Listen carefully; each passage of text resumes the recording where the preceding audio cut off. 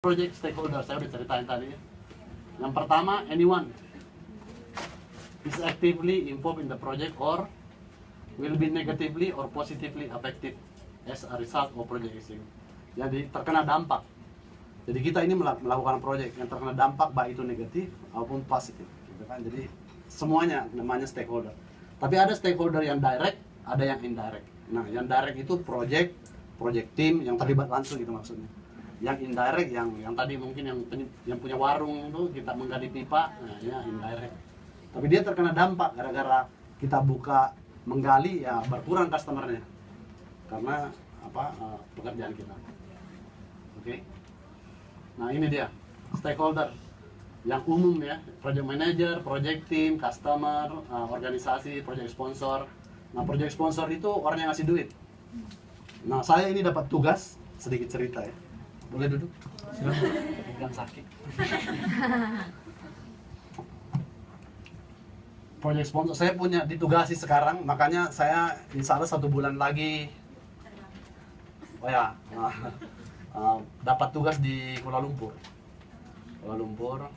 Nah, terus membawa ada juga tugas di China dengan di Indonesia. Saya pilih ini karena bisa pulang ke Indonesia gratis gitu maksudnya. Kalau di sini kan cuma Hong Kong, Macau, Cina gitu kan. Kapan pulang kampungnya ini? Nah, project sponsor ini saya dikasih duit, diamanahkan duit 8 sampai 10 juta dolar. Membangun pabrik namanya thermal degraded wax. Jadi kayak lilin gitu ya. Dari plastik sampah. Tadinya saya pikir kan Bantar Gebang bagus nih, banyak sampahnya, sekalian buka lapangan pekerjaan di Indonesia. Jadi saya dipercayakan, saya kasih Mr. Irwan, I need your help to build a factory for me, TD Wax factory with a capacity of 5 ton per day. Jadi hasilnya itu 5 ton per hari dari bahan recycle plastik. Teknologinya belum ada di dunia ini. Ini baru di laboratorium Amerika dibangun, di testing berhasil. Nah, sekarang mau di mass production gitu ya, mau dibawa. Saya kasih tugas kamu buat pabrik. Kamu milih? Enggak. Kamu milih di Cina, di Malaysia, atau di Indonesia? Siapa tahu pilihan saya? Saya kasih hadiah. Emang belum tentu. Belum tentu juga. Cina. Belum tentu juga. Jadi memang tugas saya, karena saya baru sebulan lagi akan datang insya Allah. Saya harus nyari informasi dulu, Saya belum tahu informasi apa-apa. Yang saya tahu sekarang, negara yang suka nyampah. Jangan. Cina nomor 1. Cina, India, Malaysia, Indonesia, Filipina, Vietnam. Itu yang paling jago nyampah tuh di dunia ini. Plastik kresek, botol-botol gitu kan. Nah, tapi memang kesadaran kita. Jadi saya pilih job ini, it's not about the money. Ada purpose-nya gitu. They have a purpose to clean up the environment.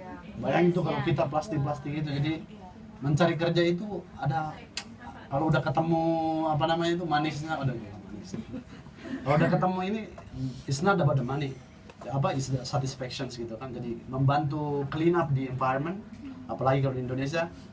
Kalau saya pribadi, saya pengen bangun di Indonesia supaya membuka lapangan pekerjaan buat Indonesia. Di Jawa Tengah, di Jawa Timur, Malang, Ponorogo. Tapi dikasih sekitar 30 juta, 10 juta per pabrik, 8 sampai 10 juta. Nah, saya harus analisis itu. Kalau kita membuat pabrik, ya kan, project itu kan ada waktunya. Pertengahan 2018 itu sudah harus produksi, ya kan, something like that. Jadi kan ada waktunya nih, ada N-nya, ya kan. Nah, untuk berproduksi saya harus buat nyampah. Jadi kalau yieldnya itu sekitar 80%, itu kalau 5 ton, saya butuh minimal 6 sampai 7 ton sampah. Saya dapat sampah dari mana? 6 sampai 7 ton. Gitu kan? Nah, di Indo. Dan sampahnya itu sampah plastik, jangan sampah mentah campur-campur, udah terpisah plastik. Nah, betul. Nah, itu jadi membantu ini teman-teman saran juga kalau pulang kampung ya pisahin lah plastik sama kertas sama yang busuk ya pisahin, itu supaya membantu. Kalau enggak kasihan tuh. Saya pernah lihat di Amerika, jadi proses begini, Amerika kan termasuk teknologi, jadi dia recycle-nya itu dia udah misah. Jadi yang seperti di Hong Kong sini lah ya, sampah hijau, sampah kuning, kertas, plastik, aluminium, and then degraded, apa yang bau, apa yang organik.